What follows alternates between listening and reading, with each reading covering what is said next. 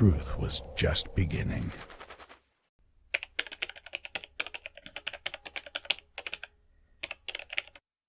It was October 1943, over the Solomon Islands. The sound came first, a rising metallic howl that tore across the clouds.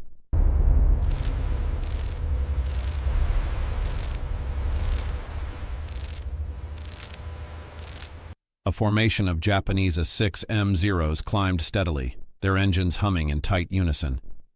They had fought here for 2 years, masters of the air, veterans of Coral Sea, of Midway, of every brutal skirmish between jungle and coral reef.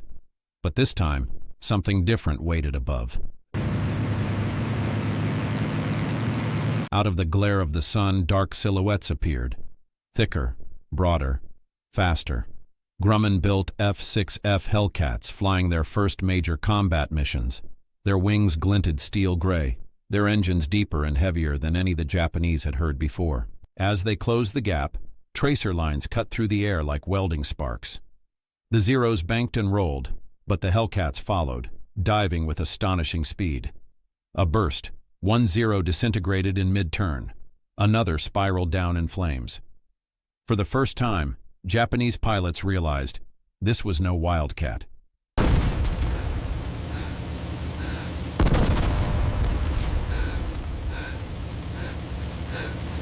This was a machine built to hunt them. The age of the Zero's supremacy was ending, one sky at a time. The Pacific War had entered a new phase, and the Hellcat had just taken flight. By late 1942, the Pacific was still a Japanese-dominated theater. The Allies had struck back at Midway, but the skies remained perilous. The A6M-0, the pride of the Imperial Japanese Navy, had ruled since Pearl Harbor. An elegant, almost untouchable predator. It could outclimb, outturn, and outfight nearly every Allied plane that dared to face it. American pilots called it invincible, a machine that seemed to defy physics. But the Zero's beauty concealed its fragility. It had no armor, no self-sealing fuel tanks, and a structure so light it could not absorb punishment. For Japan, it was a weapon of precision and skill, but one that relied entirely on experienced pilots and the element of surprise. As 1942 turned to 1943, the U.S. Navy began to understand the Zero's weaknesses and its own. The F4F Wildcat, the Navy's workhorse, was durable but underpowered. Pilots had to use thatch-weave defensive tactics just to survive. It was a stopgap, not a solution. The Navy needed a new fighter, one that could dominate the Zero in every respect, and they needed it fast. The responsibility fell to the Grumman Aircraft Engineering Corporation, a Long Island firm already trusted by the Navy for building tough, reliable machines. We need to ensure these tolerances are exact on the tail assembly. Yes, I'm noting the calibration specs now. The riveting guns are loud. Inside the plant, designer Leroy Grumman gathered his engineers. He'd studied the reports from Midway, the stories of pilots burning in their cockpits, of wings shredded by Zero gunfire. He understood what was needed, not elegance, but survivability. They began with the F4F Wildcat's bones, but stripped it down to its essence. They enlarged the wings, reinforced the fuselage, and planned to mount the most powerful radial engine available, the Pratt & Whitney R2800 Double Wasp, a 2,000 horsepower monster.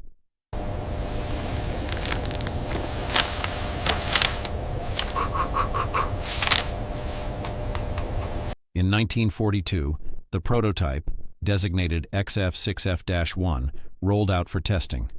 At first, it carried a Wright R2600 Cyclone engine, but test pilot Robert Hall quickly found it underpowered. He demanded more. Within weeks, Grumman replaced it with the Double Wasp, and the aircraft came alive.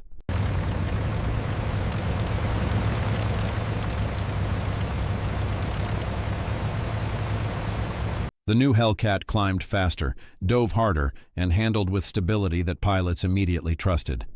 It was a fighter that forgave mistakes, the opposite of the Zero, which demanded perfection.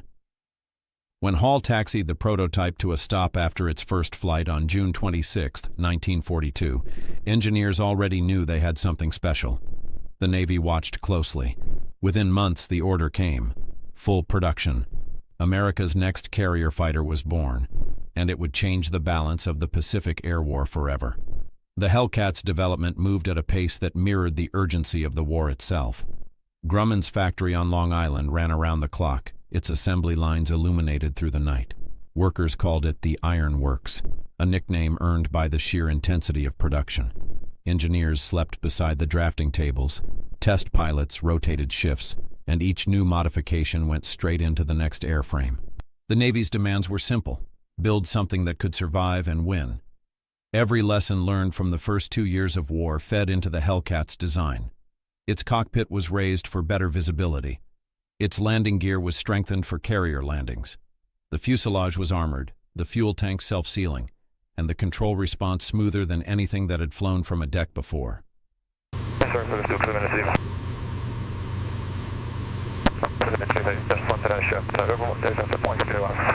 The Wright R2800 engine changed everything. It gave the Hellcat a top speed of 380 miles per hour, a climb rate the Zero couldn't match, and acceleration that transformed every dogfight.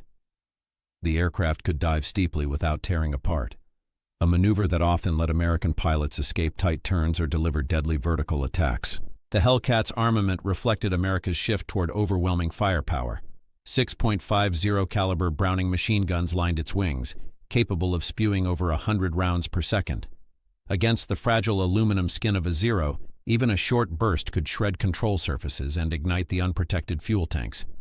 By early 1943, the first production models, the F6F-3, rolled out. Pilots of Fighting Squadron 9, VF-9, and Fighting Squadron 5, VF-5, began their transition training. Many had already survived brutal combat in the Wildcat, and their first impressions of the Hellcat were near disbelief. Stable, powerful, forgiving, one Navy test pilot wrote. "She'll take a beating and bring you home." That confidence mattered. It restored morale to a Navy still haunted by the early defeats of 1941 and 1942. The Hellcat gave pilots not only a weapon but a sense of security, a machine that could absorb damage, outclimb the enemy, and still make it back to the carrier deck. In July 1943, the USS Essex left Pearl Harbor carrying squadrons of these new fighters. Their arrival in the Pacific would mark the beginning of a new era. Ahead lay the jungled ridges of the Solomons, the vast blue corridors to Rabaul, and the first test that would decide if this machine could truly end the Zero's reign.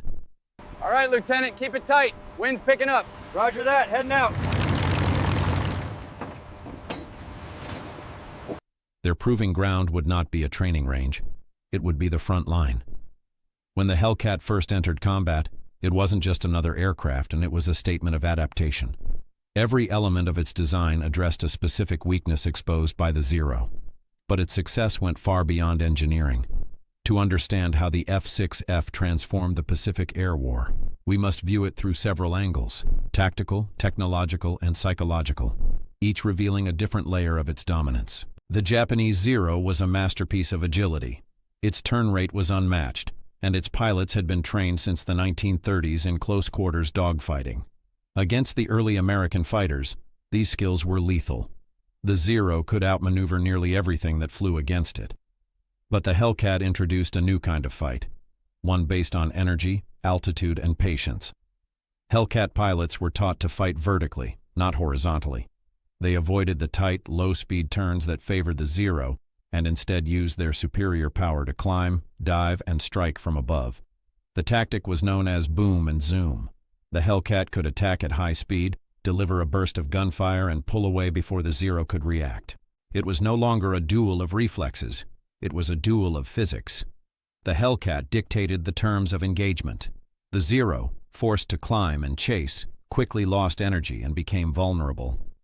For the first time, American pilots held the advantage in altitude, speed, and initiative. Technologically, the Hellcat was the antithesis of the Zero. The Japanese fighter had been designed for range and agility, not survivability. The Hellcat, in contrast, was built like a flying fortress in miniature.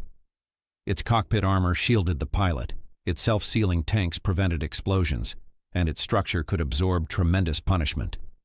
In test trials, engineers found that the Hellcat could sustain hits that would have instantly destroyed a Zero. One Navy pilot limped back to his carrier with over 200 bullet holes and still landed safely. Another lost half a wingtip and control surfaces, but managed to guide the aircraft home. Firepower sealed the difference. The Hellcat's 6.50 caliber guns were devastating at close range, creating a cone of destruction that no enemy aircraft could survive for long. Japanese pilots, accustomed to seeing their bullets set American planes ablaze, were now witnessing the reverse. This new reliability changed more than tactics, it changed minds. By late 1943, American pilots began to fight with newfound confidence. They knew that if they followed procedure, their aircraft would protect them. That confidence radiated across carrier decks and briefing rooms.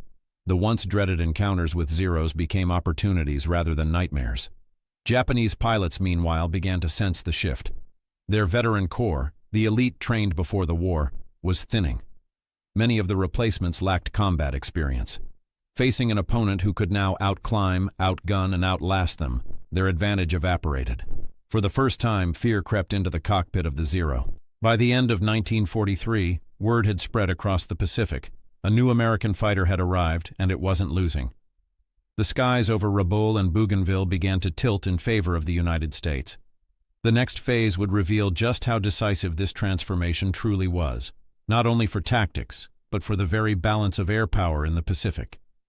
From the vantage point of the Imperial Japanese Navy, the sudden appearance of the Hellcat was nothing short of a strategic shock. For 2 years, their Zero squadrons had flown virtually unchallenged, their aircraft able to dance through the sky with grace and lethality. They had grown accustomed to victory. But by late 1943, reports began arriving from the Solomon Islands and New Britain, pilots describing encounters with a new American fighter that climbed faster, fired heavier, and refused to fall from the sky. At first, commanders dismissed it as pilot exaggeration. Then the combat reports became impossible to ignore. Entire formations of Zeros were being wiped out with minimal American losses. When recovered wreckage from the new aircraft was studied, Japanese engineers noted its thick armor, its radial engines' sheer power, and its heavy armament. They realized the truth. Japan's once superior technology was now falling behind. The shock was deeper than mechanical. It was cultural. The Zero had symbolized Japan's ingenuity and spirit, an aircraft designed for mastery, precision, and sacrifice. The Hellcat represented something colder, more industrial, more relentless. It could be built in thousands, flown by many, and maintained easily. The Japanese could not match that scale. For the U.S. Navy, the Hellcat did more than win dogfights. It reshaped carrier warfare itself. The Pacific campaign depended on naval aviation, and before the Hellcat, every mission carried high risk. The Wildcat's limited range and fragile design meant that pilots often returned damaged or not at all. The Hellcat changed this equation. Carrier commanders now possessed an aircraft that could protect strike groups over vast distances, intercept enemy bombers long before they threatened the fleet, and still have the endurance to return. It allowed the Navy to go on the offensive, launching deeper strikes into Japanese territory, confident their air cover could hold. This transformation was reflected in the growing size and sophistication of carrier task forces. By 1944, multiple carriers sailed together, each loaded with Hellcats that formed a steel canopy over the fleet. The aircraft became the shield and sword of the American advance. Behind the statistics and strategy were the men who flew them. Many Hellcat pilots were barely in their 20s, young, determined, and carrying the memory of lost comrades from earlier battles. For them, climbing into the cockpit of the Hellcat was a revelation. They could now fight on equal terms, even superior ones. The fear that had once haunted the Pacific skies was replaced by a quiet, focused resolve. Among them was Lieutenant Commander David McCampbell, later to become America's top Navy ace. In his hands, the Hellcat became a weapon of unmatched precision. During one mission over the Philippines, he downed 9 enemy aircraft in a single day. Others, like Ensign Alex Vrasiu, recorded dozens of victories in short bursts of combat. These were not reckless pilots. They were disciplined, methodical, and flying machines built for survival. For the Japanese, the sight of Hellcats circling above their formations became an omen. Their own tactics, once so effective, began to unravel. The air war was shifting, not in small increments, but in sweeping, irreversible momentum. By early 1944, the Hellcat was no longer just a fighter. It was the visible sign of industrial strength, tactical evolution, and the coming collapse of Japan's aerial dominance. And soon, that shift would culminate in a single day that would define the Pacific skies, a day when the Hellcat would face its ultimate test. The dawn of June 19, 1944, broke over the Philippine Sea with a deceptive calm. The U.S. Fifth Fleet, under Admiral Raymond Spruance, stretched across the Pacific. 15 carriers, 7 battleships, and hundreds of support ships moving toward the Mariana Islands. For months, Japan had watched this buildup with growing alarm. Now, their Imperial Navy prepared to strike back. They called it Operation Ago, a massive, decisive effort to crush the American invasion fleet. Japan committed nearly every remaining carrier and aircraft they could muster. Over 400 planes launched from carriers, another 300 from island bases. The Imperial Navy's air arm, once feared across the Pacific, was making its final stand. What they didn't know was that the Americans were waiting, and ready. The U.S. carriers, protected by radar pickets and coordinated by disciplined fighter direction teams, had the advantage of foresight. Every Japanese formation detected on radar was tracked, intercepted, and met with swarms of Hellcats climbing to meet them. The first Japanese wave arrived mid-morning, sunlight flashing off their wings. From the decks of the USS Lexington, USS Essex, and USS Yorktown, the Hellcats launched in coordinated pairs, climbing through the tropical haze until the blue sky erupted in chaos. One pilot later recalled, "They came in straight and fast like arrows, but we had height. We saw them before they saw us," the Hellcats dove. Their 6 guns spat fire into the oncoming formations. The Japanese bombers scattered, their Zero escorts twisting to defend, but the outcome was already written. Radar control allowed the Americans to intercept every attack before it reached the fleet. The sea below filled with the burning wrecks of planes that never reached their targets. Within hours, it was clear something unprecedented was unfolding. Over 200 Japanese aircraft were destroyed before they could inflict meaningful damage. American losses, fewer than 30 planes. Pilots began to describe the day in grim humor. A turkey shoot, they called it. By the second wave that afternoon, Japanese coordination had collapsed. Many of their pilots were green, trained hastily after years of attrition. They flew bravely, but without the precision of their predecessors. The Hellcats cut through them with methodical efficiency, conserving ammunition, diving, firing, climbing again. By nightfall, the skies were empty. The enemy had been annihilated. It was more than a battle. It was a reckoning. The F6F Hellcat had not only proven itself, it had dismantled Japan's naval air power in a single day. But the story of that destruction, the shock, the disbelief, the sheer scale of it, would unfold most vividly in what came next, as the reports filtered back through the fleets and across the Pacific. As dusk fell on June 19, 1944, the sea below glowed faintly with burning wreckage, fragments of aircraft and oil fires stretching for miles. The Battle of the Philippine Sea was not yet over, but its outcome was beyond doubt. The Imperial Japanese Navy's carrier force had been shattered in the air before its ships could even close the distance. Aboard the American carriers, pilots returned to decks slick with fuel and sweat, some landing on fumes after hours in combat. Ground crews worked in silence, counting bullet holes, patching armor, and refueling for another day. The Hellcat squadrons had achieved something extraordinary. They had destroyed an entire generation of Japan's naval aviators. The statistics would later confirm it. More than 350 Japanese planes destroyed in a single day, most by Hellcats. Only 29 American aircraft were lost, many to fuel exhaustion rather than enemy fire. It was the most lopsided aerial engagement in history, and it marked the effective end of Japan's carrier-based aviation. From his flagship, Admiral Jisaburo Ozawa received fragmented reports. One by one, radio calls fell silent. His pilots, many flying from newly trained air groups, had been annihilated before reaching their targets. Without air cover, his carriers were defenseless. As night closed in, Ozawa ordered retreat. His fleet turned north, leaving the sea littered with the remnants of a once proud air arm. On the American side, the mood was restrained.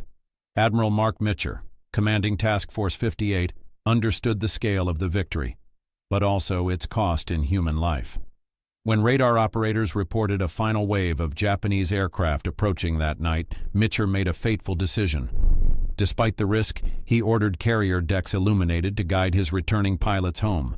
The glow of dozens of carriers filled the horizon, a beacon of light across the dark ocean.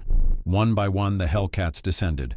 Many came in damaged, out of fuel, their pilots barely conscious. They landed amid roaring flames and shouts, some skidding across the deck as crews dragged them clear. It was one of the most dangerous nights in naval aviation history, but it saved hundreds of lives. By morning, the count was complete. Japan had lost 2/3 of its carrier aircraft, along with hundreds of irreplaceable pilots. The phrase "the Great Marianas Turkey Shoot" entered history not as mockery, but as a grim acknowledgement of total dominance.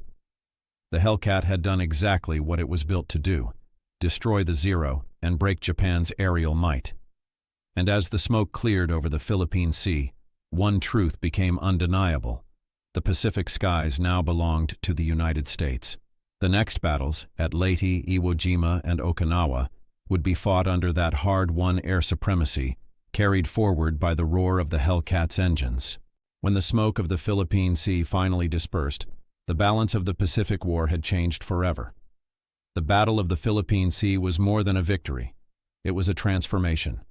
In less than 24 hours, Japan had lost the elite airmen who had once carried its empire across half the Pacific. Those who survived returned to carriers stripped of purpose. Their pride, the Zero, was now obsolete, and their replacements would never equal its legend. For the United States Navy, the Hellcat became a symbol of what American industry and adaptation could achieve. Within 2 years, Grumman had produced over 12,000 Hellcats, a scale Japan could not hope to match. Factories in Bethpage, New York, delivered hundreds every month, each aircraft test-flown and shipped straight to the Pacific. It was industrial warfare at its purest: design, build, deploy, win. The statistics told the story. The Hellcat achieved an unprecedented kill ratio of 19-1.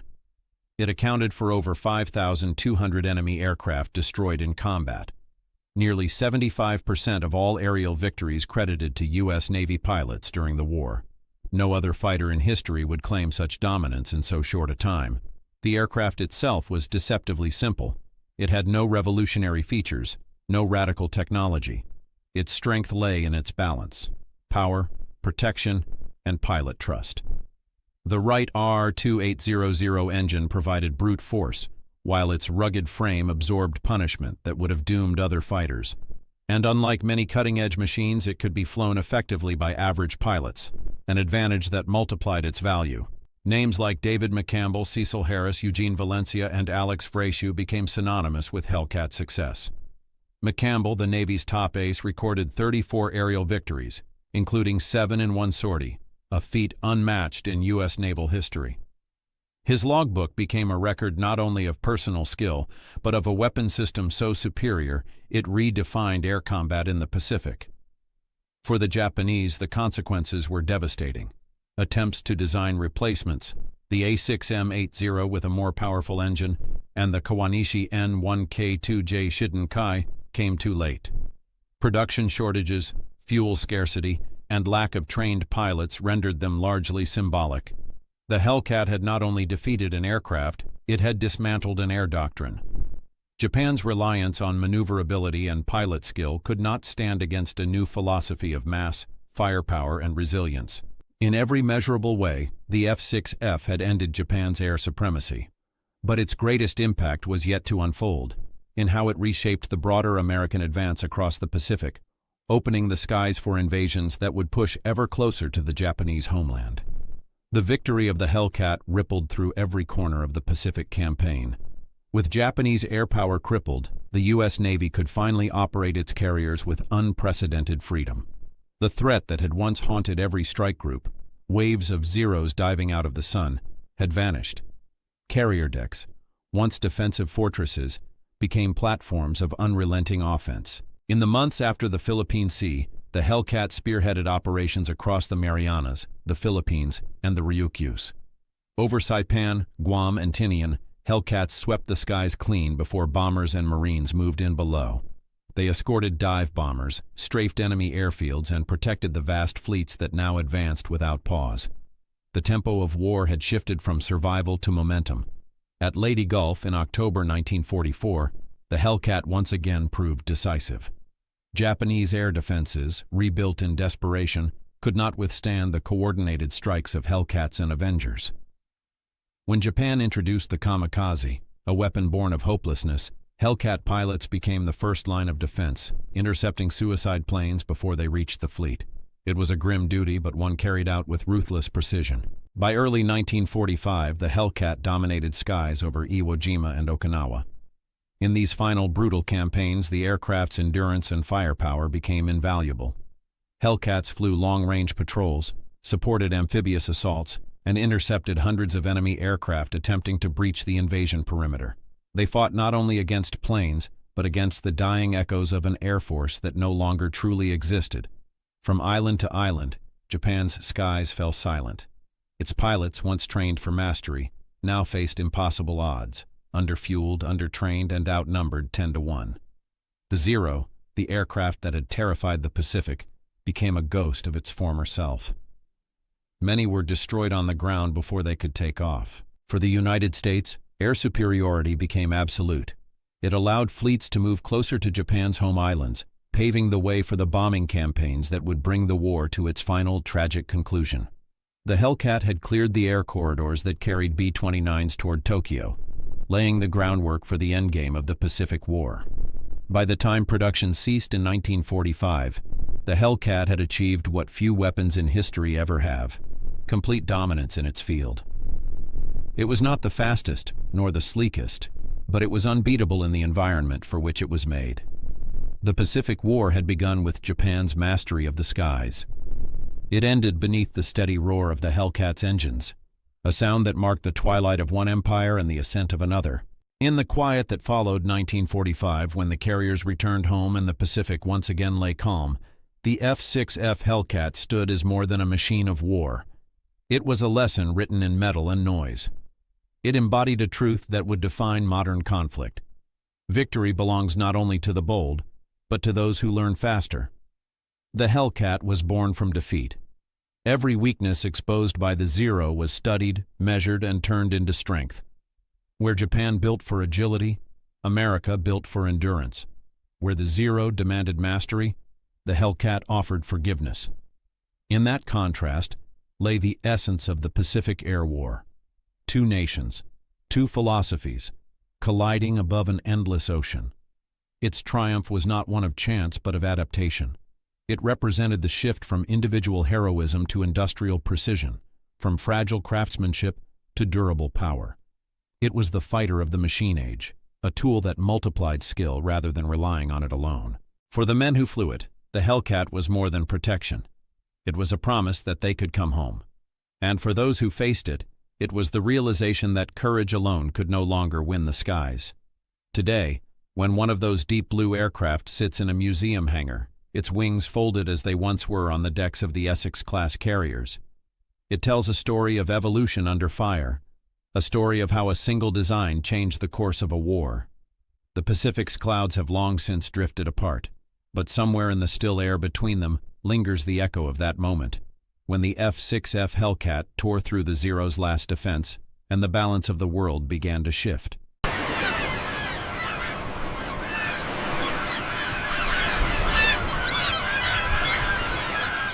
Clear the deck, move out! Watch the wires! Just help me down.